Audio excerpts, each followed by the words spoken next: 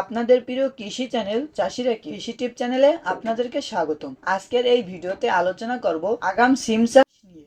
কখন সিম চাষ করতে হয়, কিভাবে সিম চাষ করতে হয় এবং কোন জাত চাষ করলে প্রচুর ফলন হবে এবং জাতটা কোথায় পাবেন সেই বিষয়ে আজকের এই ভিডিওতে আলোচনা করব। সম্মানিত দর্শকবৃন্দ, আসসালামু আলাইকুম ওয়া রাহমাতুল্লাহ। সিম চাষটা কিন্তু অন্যান্য সবজির তুলনায় কিন্তু আমার কাছে একটু বেশি লাভজনক মনে হয়, কারণ অল্প খরচে দ্বিগুণ ফলন পাওয়া যায় এবং অনেক টাকা দাম পাওয়া যায়। আমরা যদি সিমের ভালো মানের জাত নির্বাচন করে যদি চাষ করতে পারি, তাহলে কিন্তু আমরা এক একটা গাছ থেকে 18 থেকে 19 কেজি সিম অনায়াসে হারভেস্ট করতে পারবো এবং এক এক কেজি সিম কিন্তু আমরা 200 থেকে 250 টাকা বিক্রয় করতে পারবো। এটা কিন্তু আমার মন গড়া কোনো কথা না, আমি গত বছর চাষ করছি সেই থিওরি অনুযায়ী কিন্তু আমি বলতেছি। যে কোনো সবজির ক্ষেত্রে কিন্তু ভালো মানের জাত নির্বাচন করে চাষ করা অত্যন্ত জরুরি। তেমনি ভাবে সিমেরও হাজারো কোম্পানি থেকে বাছাই করা ভালো মানের একটি জাতের সাথে পরিচয় করিয়ে দিই, যে জাতটা হচ্ছে কেরালা সিম। কেরালা সিম এই জাতটা কিন্তু অনেক ভালো এবং এই জাতটা কিন্তু বাংলাদেশে অনেক জনপ্রিয়, অনেক কৃষকরা কিন্তু চাষ করে লাভবান হয়েছে বা হচ্ছে। তাই আপনি চাইলেও কিন্তু এই জাতটা চাষ করবেন।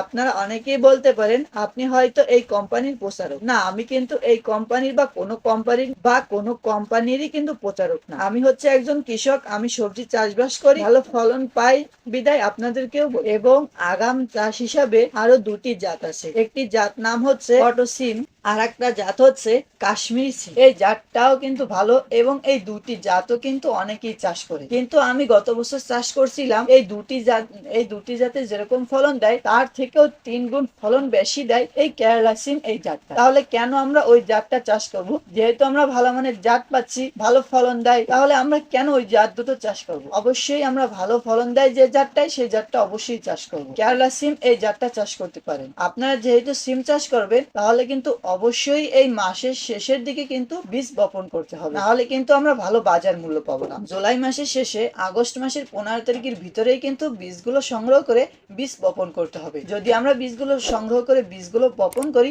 তাহলে কিন্তু আমরা এক কেজি সিম বিক্রয় করতে পারবো 200 থেকে 250 টাকা। হ্যাঁ, এরপরে যদি আমরা সিম চাষ করি তাহলে কিন্তু আমরা এত টাকা পাবো না। আর এরপরে আমি বলবো আপনাদের সিম চাষ করা লাগবে না, কারণ এই সময় যদি সিম চাষ করি তাহলে আমরা লাভবান হতে পারবো। যদি আমরা এরপরে সিম চাষ করি তাহলে কিন্তু আমরা লাভবান হতে পারবো না। সেক্ষেত্রে আমার পরামর্শ রইবে, এই জুলাই মাসের শেষে যদি আপনি বীজ রোপণ করতে পারে তাহলেই ভালো হবে। সিম চাষটা কিন্তু তেমন আহামরি কোনো খরচ হয় না। অল্প কিছু সার এবং 2 থেকে 3 বার কীটনাশক যদি ব্যবহার করা হয় গাছে, তাতেই কিন্তু সিম গাছগুলো বৃদ্ধি হতে থাকে। এই সময় যদি আমরা সিম চাষ করি তাহলে কিন্তু একটা ফুলও ঝরবে না, সিম গাছের একটা ফুলও ঝরবে না এবং খুবই সুন্দরভাবে কিন্তু সিমগুলো হবে এবং এই সিমগুলো কিন্তু বাজারে অনেক চাই। সেক্ষেত্রে আপনারা চাইলে চাষ করতে পারেন। আপনি যদি সিম চাষ করতে ইচ্ছুক বা সিম চাষ করবেন, কিন্তু আপনি এই বীজগুলো আপনাদের বাড়ির আশপাশে বা আপনাদের দোকানে পাচ্ছেন না, তাহলে আপনাকে আমি একটা উপকার করতে পারি। সে উপকারটা হচ্ছে, আমি কিন্তু এই সিম চাষ করছি